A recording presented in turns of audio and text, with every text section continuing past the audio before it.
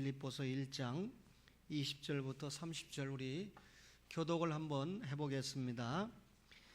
나의 간절한 기대와 소망을 따라 아무 일에든지 부끄러워하지 아니하고 지금도 전과 같이 온전히 담대하여 살든지 죽든지 내 몸에서 그리스도가 존귀하게 되게 하려 하나니, 그러나 만일 육신으로 사는 이것이 내 일의 열매일진데 무엇을 택해야 할는지 나는 알지 못하노라.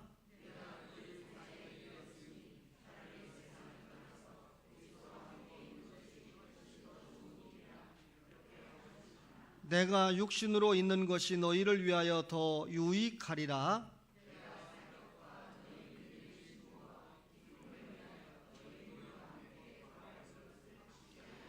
내가 다시 너희와 같이 있으므로 그리스도 예수 안에서 너희 자랑이 나로 말미암아 풍성하게 하려 함이라.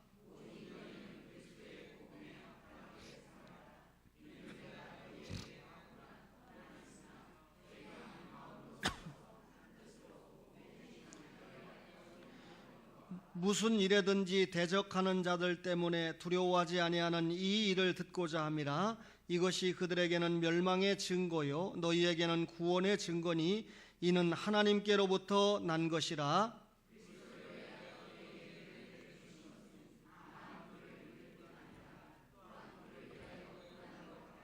함께 너희에게도 그와 같은 싸움이 있으니 너희가 내 안에서 본 바요 이제도 내 안에서 듣는 바니라. 아멘. 사도 바울은 우리 교회 역사가 낳은 중요한 인물이고 사도입니다. 사도 바울이 2차 전도 여행을 하는 중에 하나님의 사람이 나타나서 마게도냐 지방에 와서 우리를 좀 도와달라 하는 말을 듣고 유럽 땅으로 건너가서 복음을 전하게 됩니다. 그래서 이 유럽 땅에 복음이 전파되는 중요한 계기가 마련되는데, 오늘 여러분과 제가 빌립보서 1장 20절로 30절을 교독해서 읽었습니다마는 바울이 지금 빌립보 교회를 기억을 하고 있습니다. 말하자면 사도 바울이 빌립보 교회에 보낸 편지가 빌립보서가 되는데, 이 빌립보서를 쓴 장소가 로마의 감옥이라는 것입니다. 바울이 로마 감옥에서 4편의 편지를 썼는데 에베소서, 빌립보서, 골로새서, 빌레몬서, 이 4권을 그래서 옥중서신이다 이렇게 말하고 있습니다.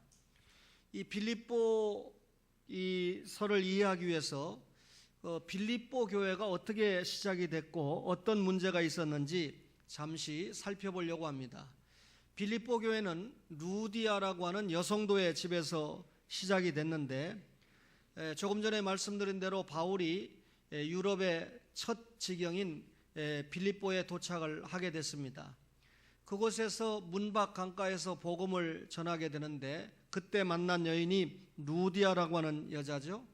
루디아가 바울의 전도를 받고 예수님을 영접했고, 또 그의 가족들도 주님을 영접했고, 그리고 자기의 집을 교회로 내어놓음으로 유럽 최초의 교회인 빌립보 교회가 세워지게 됩니다. 유럽 최초의 교회는 루디아라고 하는 여성이 되겠죠. 그런데 이 빌립보 교회는 점을 치는, 귀신 들려 점하는 여인을 바울이 말씀으로 고쳐주므로 오히려 이런 이 귀신 들린 여인을 치유한 일 때문에 바울이 모략을 받고 빌립보 감옥에 갇히게 됩니다. 그런데 하나님께서 그날 밤에 지진을 일으키고 옥토를 움직여서 바울이 나올 수 있도록 조치를 하지요. 그런데 바울이 도피하지 않았습니다. 이 일 때문에 빌립보 감옥을 지키는 간수가 내가 어떻게 하면 구원을 얻겠느냐 물었고, 바울이 주 예수를 믿으라, 그리하면 너와 내 집이 구원을 얻으리라 라고 말씀하므로 빌립보 간수도 교인이 되었고 그의 가족도 구원을 받았습니다. 여러분, 여기까지 설교를 들어보니까 빌립보 교회는 이 루디아라고 하는 상류층 부인도 있었고, 또 간수와 같은 중류층의 사람도 있었고, 또 귀신 들린 종, 이 하류층의 사람도 있었습니다. 말하자면 오늘날로 말하면 잘 배운 사람, 못 배운 사람, 또 키가 큰 사람, 작은 사람, 잘 사는 사람, 못 사는 사람, 모든 사람들이 섞여서 좋은 교회를 이룬 교회가 빌립보 교회다라고 하는 것을 알 수가 있습니다. 바울은 복음을 전도해서 빌립보 교회를 세웠는데 빌립보 교인들이 지금 자신들에게 복음을 준 바울이 로마의 감옥에 갇혀 있다는 사실을 알게 되고 외면하지 않았습니다. 자신들에게 복음을 주었던 바울에게 필요한 여러 가지 물품들을 여러 차례에 걸쳐서 보내게 됩니다. 이런 빌립보 교회와 성도들에 대해서 바울도 기억하고 있는 거죠. 바울도 잊지 못했던 거죠. 그래서 성도들도 바울을 기억하고 있었고 바울도 빌립보 교회 성도들을 특별히 기억을 하고 있었던 것입니다. 바울이 이런 빌립보 교회 성도들을 향해서 복음의 펜을 들었습니다. 빌립보서를 기록하기 시작한 거죠. 편지글을 보면 먼저 이 교회 성도들에 대해서 인사말을 가지고 시작을 하게 됩니다. 그리고 바울은 이 빌립보 교회 성도들에게 감사하는 것을 잊지 않았습니다. 어떤 감사인가 자세히 보았더니 자신이 전도해서 세운 빌립보 교회 성도들이 서로 사랑하고 있는 일에 대해서 감사를 했습니다. 뿐만 아니라 바울이 복음을 전하다가 지금 빌립보 감옥에 갇혀 있지 않습니까? 복음을 전하면서 고난에 동참한 일에 대해서도 감사를 빠뜨리지 않았습니다. 또 주님 앞에서 빌립보 교회 성도들의 믿음이 성장하고 있는 것도 감사했습니다. 바울이 편지를 통해서 이런 감사를 전한 이후에 빌립보 교회 성도들을 향해서 간절히 기도했다고 빌립보서 1장 9절로 11절에 기록을 하고 있습니다. 세계적인 전도자 바울이 지금 로마 감옥에 갇혀 있습니다. 자신이 복음을 전하다가 감옥에 갇혀 있지만 감옥에 갇혀 있는 이 일 때문에 하나님의 말씀이 전파되는데 장애가 오는 것을 원하지 않았습니다. 오히려 자신은 감옥에 갇혀 있지만 주님의 복음은 더욱더 힘이 있게 전파되기를 원했던 것이 바울입니다. 그래서 빌립보 교인들에게 마지막 4장에 보면 주 안에 서라, 4장 1절에 주 안에 서라 이렇게 권고를 하고 있죠. 지상의 교회는 완전한 교회가 없는 것 같아요. 이 바울이 복음을 전해서 세운 빌립보 교회도 여러 가지 문제가 있었는데 그 중에 하나가 교인과 교인 간에 갈등이 있었던 것이 틀림없습니다. 이 바울이 빌립보서 2장 2절 이하에 보니까 이런 말씀이 있잖아요. 2장 2절을 한번 보시겠습니까? 거기 보니까 마음을 같이하여 같은 사랑을 가지고 뜻을 합하며 한 마음을 품어라 라고 말하고 있죠. 그러면서 결론적으로 5절에 너희 안에 이 마음을 품어라, 예수님의 마음을 품어라, 갈등하지 말아라, 분열하지 말아라, 싸우지 말아라 그 말이죠. 빌립보서 4장 2절을 보시면요, 구체적으로 4장 2절을 한번 보세요. 내가 유오디아를 권하고 순두개를 권하노니 주 안에서 같은 마음을 품으라. 이 유오디아가 순두개가 아마 교인인데 서로 화합하지 않고 분열을 일으켰던 것 같아요. 그래서 주님이 주시는 마음, 같은 마음을 품어라 라고 바울이 권면하고 있습니다. 그러니까 빌립보 교회가 성도 간에 갈등이 있었다는 것을 알려주고 있죠. 또 빌립보 교회는 유대주의자들이 있었는데 3장 2절을 보시면 뭐라고 기록합니까? 개들을 삼가고 행악하는 자들을 삼가고 몸을 상해하는 일을 삼가라 그랬습니다. 한마디로 말하면 빌립보 교회를 어지럽히는 유대주의자들을 삼가해라 그 말이죠. 유대주의자들은 이 할례나 이 혈통을 자랑을 하면서 십자가의 복음을 대적을 합니다. 여러분과 저가 오늘 바울의 기대대로 그리스도가 존귀하게 되기를 원해야 되는데 보면 그리스도의 복음은 뒤로 놓고 자기를 존귀하게 하려고 내가 어떤 가문이고 어떤 집안에서 태어났고 우리 아버지가 무엇을 했고, 여러분 그게 그렇게 중요한 거 아니거든요. 그런데 이 유대주의자들은 십자가의 복음을 대적합니다. 그래서 예수 그리스도를 자랑하지 않고 인간적인 것을 자랑하는 것이 유대주의자들의 특징이죠. 할례를 받아야 구원받는다. 나는 할례 받은 백성이다. 나는 언약 백성이다. 언약 백성답게 살지 못하면서 언약 백성이라고 하니까 문제가 되죠. 예수 믿는 신자답게 살지도 못하면서 나는 크리스찬이다. 나는 집사다. 나는 목사다. 곤란하지 않겠습니까?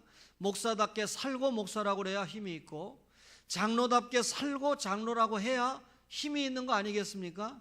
근데 유대주의자들은 주님의 십자가의 원수된 삶을 살면서 자꾸 자기 자신의 혈통을 자랑합니다. 이런 것들이 빌립보 교회 안에 갈등의 문제로 남아 있었습니다. 오늘 여러분, 사도 바울의 간절한 기대와 소망이라고 하는 제목인데, 사도 바울이 복음을 전하다 옥에 갇히든지 또 어떤 격리된 장소에 있든지 혹은 외로운 곳에 있든지 관계없이 어떤 곳에든지 주님을 만나는 그 장소가 영광의 장소였습니다. 사도 바울은 자기 몸에서 그리스도가 존귀되는 소망을 피력을 했는데, 빌립보서 1장 20절을 볼까요? 나의 간절한 기대와 소망을 따라, 마지막에 보면 내 몸에서 그리스도가 존귀되게 하려 하나니라고 기록하고 있습니다. 신약 성경을 읽어보면 기대하다, 또 이 로마서 8장 19절에 보면 피조물이 고대하는 바는 하나님의 아들들이 나타나는 것이니, 고대하다, 기대하다, 이 말이 우리말로는 두 가지 말로 번역이 됐지만 헬라 원문은 아포카라도키아라고 하는 말로 같은 말입니다. 아포카라도키아라고 하는 헬라 말이 신약 성경에 딱 두 번 사용됐는데 로마서 8장 19절과 빌립보서 1장 20절입니다. 이게 기대라고 하는 말은 그냥 보통 기대가 아니라 간절한 기대, 엄청난 기대를 이야기합니다. 여러분과 제가 과거에도 기대를 가지고 살았고, 오늘도 기대를 가지고 살고 있고, 내일도 분명히 기대를 가지고 살게 될 것입니다. 그런데 바울이 아무 일에든지 부끄러워하지 아니하고 그렇게 말하고 있죠. 아무 일에든지 부끄럽지 아니하고, 이 말은 많은 고난들을 부끄럽게 여기지 않는다. 자, 바울이 매를 맞습니다. 바울이 또 감옥살이를 하고 있습니다. 어떤 데는 돌에 맞아 죽게 되기도 했습니다. 예수 안 믿는 사람이 볼 때는 저 인생은 무슨 죄가 많길래 저렇게 매를 맞고 돌에 맞고 또 감옥살이를 쉽게 하냐, 이렇게 생각할 수 있겠죠. 그런데 바울은 자신이 복음을 전하다가 당하는 이런 외적인 고통이 나의 기대를 꺾을 수가 없다. 바울의 기대는 뭡니까? 어떤 경우든지 복음을 전파하는 것이 바울이 가지는 기대입니다. 간절한 기대입니다. 어떤 환경적인 요인도, 어떤 내적인 요인도 내가 복음을 전하려고 하는 일을 방해할 수가 없다라고 하는 그런 기대를 피력을 한 거죠. 살든지 죽든지 자신은 주님을 존귀하게 하기 위해서 살겠다, 이렇게 말합니다. 살든지라고 하는 말이 무슨 말입니까? 바울이 지금 로마 감옥에 갇혀 있거든요. 살든지라고 하는 말은 로마 감옥에서 석방이 된다면 그 말입니다. 석방이 된다라고 할 때 사실은 관리가 석방을 하는 것 같지만, 주님이 석방을 해주시면 내가 로마 감옥에서 나올 것이고, 또 주님이 석방을 안 해주시면 그곳에서 죽을 것이고, 그런 의미가 담겨 있어요. 지금 바울은 죄수가 아니지만 사실상 죄수의 신분으로 로마 감옥에 갇혀 있게 됩니다. 그런데 여러분, 이런 이 죄수의 신분이 주님을 떠나게 할 수가 없었습니다. 유대인들이 바울에 대해서 중상모략을 했는데, 이 중상모략을 받고 있는 것 때문에 바울이 가지고 있는 기대를 꺾을 수가 없었습니다. 사람은 예수를 믿을 때 신자라고 하면서 약간의 어려운 일을 당하면 도대체 하나님이 계신 거야, 자신의 환경과 처지를 바라보면서 낙심하고 원망하고 불평하는 그런 모습을 자주 보이게 됩니다. 그런데 하나님 복음 전파에 간절한 기대를 가지고 있었던 바울은 어떤 어려운 환경과 처지를 만나도 자신의 기대를 꺾지 않았어요. 복음 전파가 흔들리지 않았어요. 이유는 주님에게 붙잡힌 인생이었기 때문입니다. 그래서 자기가 살든지 죽든지 그리스도만 존귀하게 되기를 원한다, 이 말은 감옥에서 나와도 복음을 열심히 전하고, 혹 감옥에서 죽는다고 해도 죽는 순간까지 나는 복음을 위해서 살겠다, 그런 목적을 피력한 거죠. 죽어도 주님을 위해서 살겠다. 여러분, 바울이 그렇게 고백을 했는데 사실 주님께서는 바울을 석방시키지 않았습니다.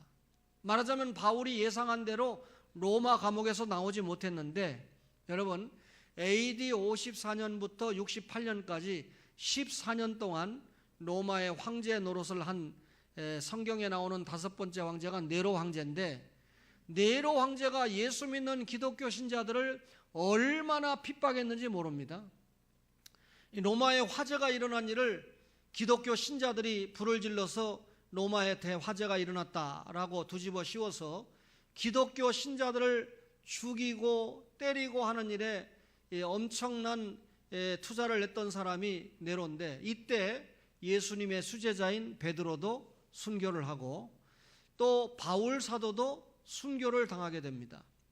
이 바울 사도가 로마의 이 외곽의 단두대로 끌려가서, 여러분, 무슨 돌을 맞아 죽는 것도 아니고 스데반 집사님 같이 돌에 맞아 죽을 것 같으면 당장 죽진 않잖아요. 맞아 죽으면서 주님, 저들의 죄를 용서해 주세요, 나의 영혼을 받아주세요, 이렇게 기도라도 할 수 있었지만 단두대에 그냥 목을 딱 잘라 죽이니까 그 순간에 바울이 무슨 말을 할 수가 없습니다. 성경에는 기록되어 있지 않지만 교부들의 교회 역사책에 보면 그때 바울이 죽으면서 예수님 하고 죽으셨다는 겁니다. 바울은 자신의 인생의 시작도 진행도 마침도 예수님이 존귀하게 되는 것을 필요한 대로 살았기 때문에 마지막 죽을 때도 그 입에서, 단두대에서 목이 잘리면서도 예수님 하고 순교를 당했던 것입니다. 살아도 죽어도 주를 위하여, 살든지 죽든지 자신의 몸에서 그리스도가 존귀하게 되기를 원했던 바울의 모습을 우리가 보게 됩니다. 바울은 전혀 자기를 나타내지 않았습니다. 십자가에서 새 출발한 자신이죠. 주님이 직접 자신을 불러주신 것도, 또 주님의 일을 감당할 수 있도록 사명이 나타난 것도, 자기 속에서 언제나 그리스도만 나타나기를 소망을 했습니다. 다메섹 도상에서 만났던 부활의 주님이 바울의 시작이고 진행이고 마침이었습니다. 그러니까 바울의 몸속에는 온갖 그리스도에 대한 소망만 가득했습니다. 따라서 그분이 명령한 이방인의 사도 직분을 감당하기 위해서 자신의 모든 삶을 투자했다는 거죠. 바울은 정말 예수 중심의 삶을 살았습니다. 바울을 움직이는 주체가 자신이 아니고 그리스도였습니다. 그래서 바울은 모든 몸과 마음과 시간과 공간과 물질을 다 주님이 존귀하게 되는데 동원을 하고 투자를 했습니다. 여러분, 바울은 천상에서 그리스도와 동행하는 소망을 가지고 살았습니다. 빌립보서 1장 23절에 보니까 내가 그 둘 사이에 끼었으니 차라리 세상을 떠나서 그리스도와 함께 있는 것이 훨씬 더 좋은 일이라 그랬습니다. 바울은 지금 죽어도 좋겠다. 여러분, 정말 지금 이 시간에 설교를 들으면서 또 설교하면서 죽어도 좋습니까? 믿음이 대단합니다. 죽어도 좋은 일이겠죠. 이유는 바울이 그렇게 고백을 한 것은 예수님이 계신 천국에 도착하는 것이 자신에게 유익하다고 빌립보서 1장 21절에 그렇게 기록을 합니다. 그럼에도 자신이 육신으로 더 산다고 하면 그것도 유익하다. 바울 자신이 생각하면 천국에 빨리 가는 게 좋겠는데 빌립보 교회 성도들을 생각하면 성도들을 위해서 바울이 할 일이 아직도 남아있다는 것이죠. 여러분, 바울은 그 당시에 헬레니즘 문화에 대단히 익숙했습니다. 그 당시에 최고의 선생님이라고 하는 가말리엘 선생님에게서 율법을 배우지 않았습니까? 사람이 여행을 많이 해보면 배우게 돼 있거든요. 그렇죠? 그런데 이 성경이 기록될 당시에 바울만큼 세계 여행을 많이 한 사람이 없습니다. 따라서 바울은 여행을 통해서도 엄청난 지식을 쌓았습니다. 우리는 그렇게 잘 고백하지 못하는데 고린도후서 12장 2절에 보면 바울은 셋째 하늘, 이 천국에까지 갔다 왔다라고 고백을 하고 있습니다. 그러니까 우리가 생각할 땐 바울이 모르는 게 없을 그런 유식한 사람일 것 같은데 바울은 아직 모르는 부분이 많다. 그래서 나는 하나님 앞에 맡길 수밖에 없다라고 고백을 합니다. 바울은 하나님의 종으로 사용을 받았습니다. 그는 선교사였죠. 제가 지금 2016년 10월 9일 한글날에 설교를 하고 있는데 바울이 복음을 전파하고 대략 2000년이 지나갔는데 2000년이 지나간 어떤 역사의 여간 동안에 바울만큼 선교의 지도를 분명하고 넓게 그려놓은 사람이 없다라고 하는 것을 알게 됩니다. 사도였죠. 설교자였죠. 목회자로 살았습니다. 그런데 이런 바울이 천상에서 예수님과 동고동락할 소망을 뜨겁게 피력을 했습니다. 지상에서 살다가 끝은 뭡니까? 우리가 이 땅에 살다가 죽으면 어디로 가죠? 천국입니다. 사도 바울은 자신이 천국을 확실하게 믿었고 또 지상에서 사명을 충실하게 감당을 한 결과에 상급이 확실하게 주어진다는 사실을 믿었기 때문에 내가 지금 죽어도 좋다라고 하는 신앙을 피력을 한 것입니다. 그런데 살아도 좋다고 그랬죠. 조금 전에 말씀드린 대로 바울이 살아도 좋은 것은 해야 될 일이 있기 때문입니다. 그게 성도를 위해서 사는 소망인데 빌립보서 1장 24절을 한번 보실까요? 내가 육신으로 있는 것이 너희를 위하여 더 유익하리라 그랬습니다. 개인적으로는 이제 주님 앞에 가는 죽음도 좋았지만 빌립보 교회 성도들을 위해서 살아있는 것도 좋았다는 겁니다. 여러분, 죽는 것도 좋고 사는 것도 좋다라는 건 대단히 상반된 가치 아니겠습니까? 지금 바울이 살아있지만 어디에 있습니까? 로마 옥중에 갇혀 있습니다. 이미 말씀을 드린 대로 살든지 죽든지 그리스도가 존귀하게 되기를 원한다. 살든지는 감옥에서 나오는 거라고 그랬죠. 죽든지는 순교하는 건데 결국은 자신이 예상한 대로 살지 못하고 죽었습니다만 성도를 위해서 어떤 소망을 피력했습니까? 성도의 믿음이 진보하는 소망을 피력을 했어요. 빌립보서 1장 25절을 봅시다. 내가 살 것과 너희 믿음의 진보와 기쁨을 위하여 너희 무리와 함께 거할 이것을 확실히 아노니 그랬습니다. 바울 사도는 자나깨나 자신이 복음을 전해서 세운 빌립보 교회 성도들의 믿음이 진보하기를 소망하고 살았습니다. 이런 말씀을 볼 때 목사는 자신을 생각해 보죠. 하나님께서 목사를 통해서 세운 초원교회 성도들의 무엇을 위해서 제가 기대하고 소망하며 살겠습니까? 여러분, 그분이 참 부자가 됐으면 좋겠다. 그분이 자녀가 서울대학에 합격했으면 좋겠다. 그런 건 아주 한참 뒤입니다. 여러분, 저 차원이고 그 성도의 믿음이 성장했으면 좋겠다. 예배 신앙이 성장했으면 좋겠다. 주일을 지키는 주일 성수 신앙이 성장했으면 좋겠다. 한마디로 말하면 정말 그 성도가 하나님을 사랑하고 하나님을 사랑하는 것이 성도를 사랑하는 이웃사랑으로 입증이 됐으면 좋겠다.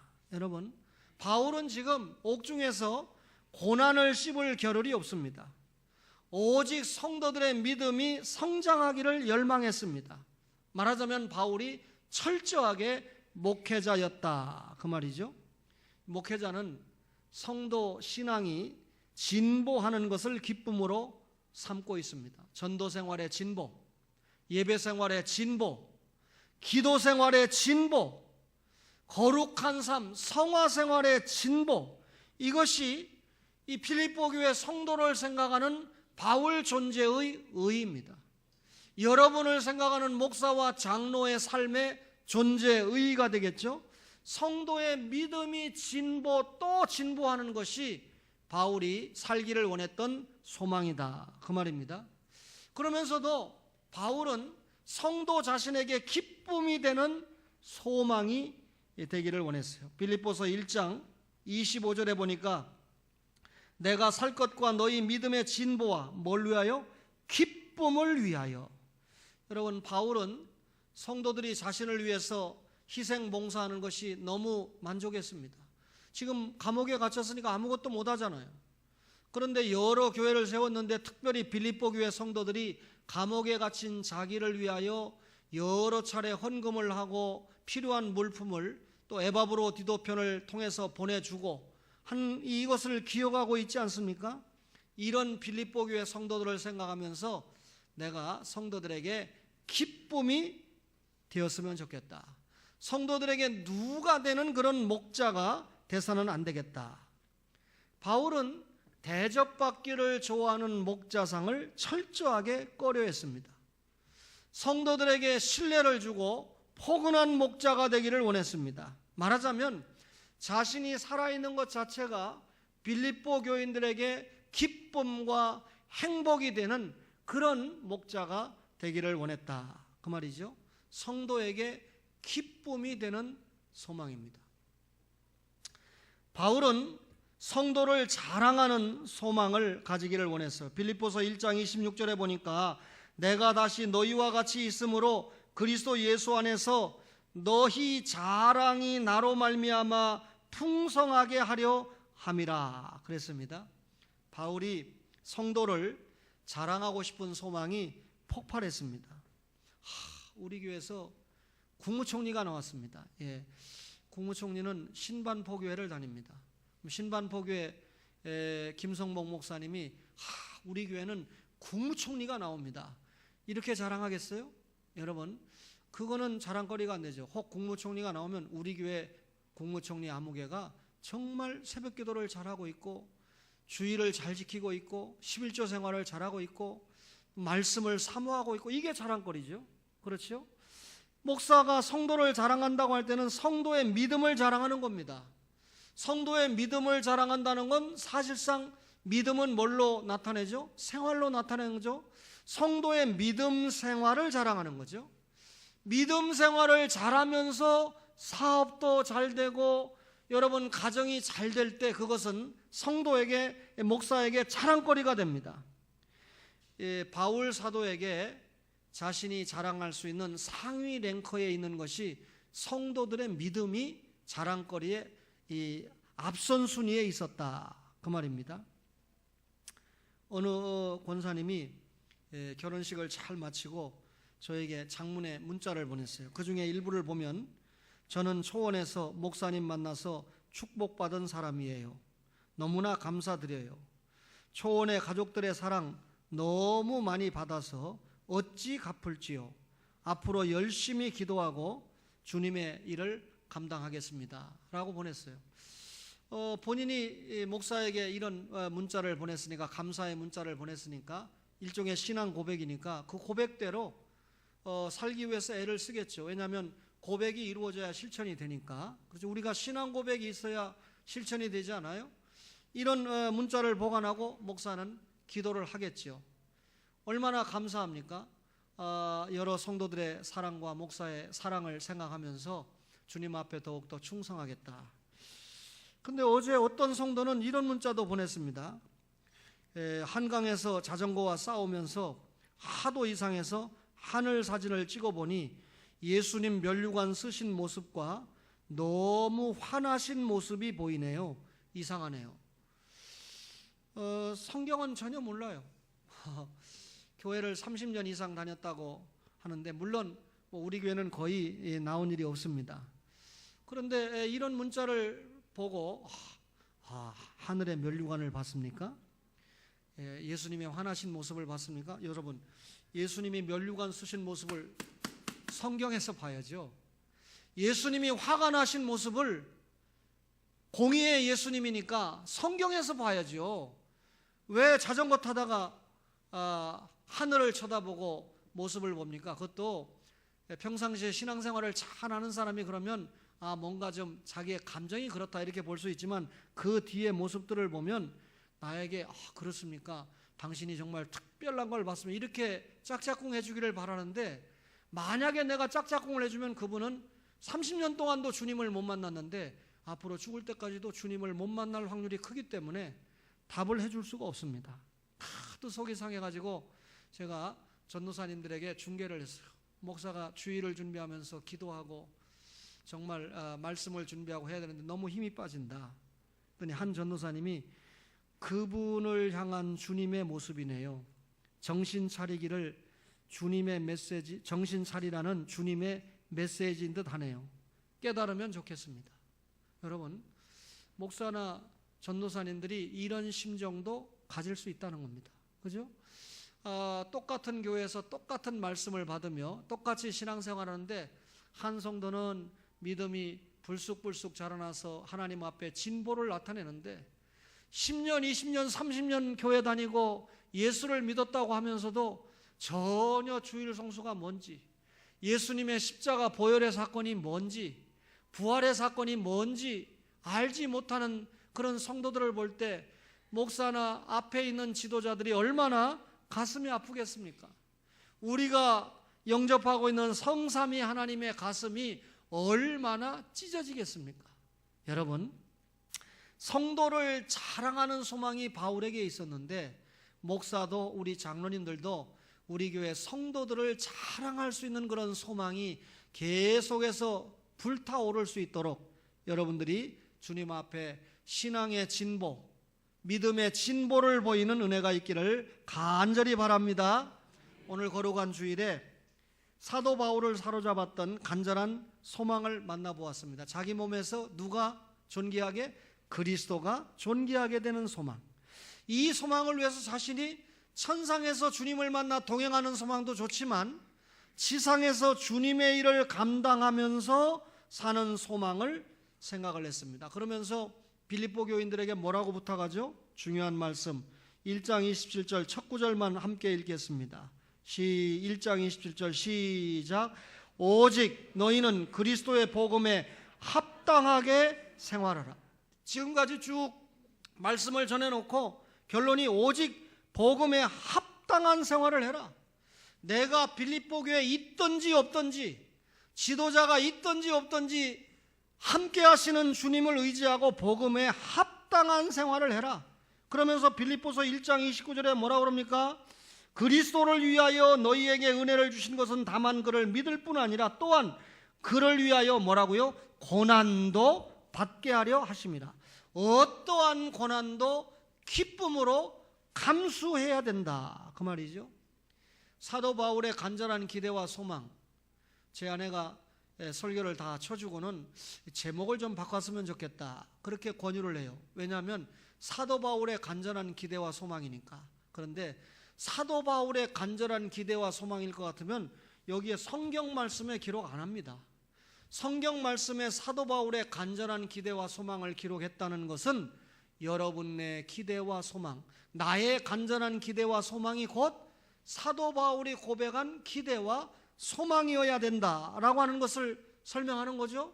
이 설교를 받은 여러분과 저가 우리가 사나 죽으나 그리스도가 존귀하게 되기를, 살든지 죽든지 주를 위하여, 그것이 나의 간절한 기대와 소망의 삶이 되어야 된다는 거죠. 따라서 나의 간절한 기대와 소망이 내 몸에서 그리스도가 존귀하게 되는 것이라고 고백을 한다면 복음에 합당한 삶을 살아야 된다.